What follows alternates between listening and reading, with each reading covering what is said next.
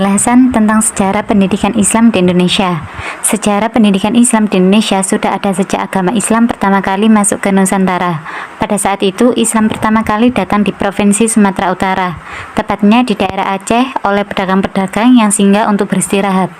Sebenarnya ada banyak sekali catatan sejarah pendidikan agama Islam berdasarkan berbagai perspektif.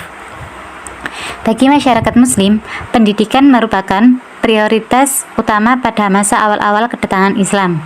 Tidak hanya itu saja, pendidikan juga menjadi salah satu proses Islamisasi yang mendorong umat Islam untuk melakukan pengajaran dengan sistem-sistem yang sederhana. Menurut buku Sejarah Pendidikan Islam di Indonesia karya Sofyan Rofi tahun 2016, pendidikan Islam pertama kali dilakukan dengan sistem halaqah, yakni proses pengajaran yang dilakukan di berbagai tempat ibadah, seperti musola, masjid, dan juga rumah-rumah para ulama.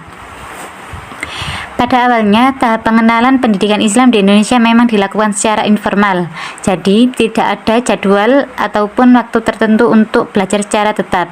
Hal inilah yang kemudian memicu munculnya sistem pendidikan formal yang lebih terencana dengan waktu, tempat, dan materi tertentu yang telah terstruktur.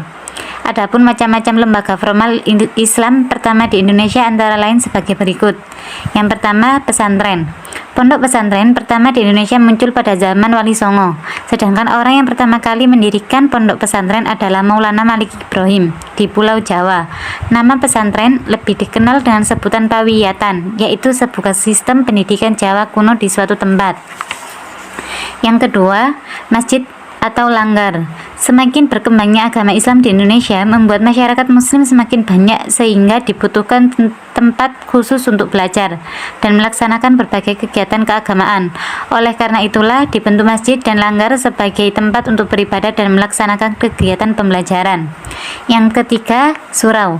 Surai adalah tempat bagi umat Islam untuk melakukan ritual ibadah seperti sembahyang dan mengaji. Dengan kata lain, surau bisa menjadi tempat untuk sarana ibadah, pendidikan, hingga sosial budaya.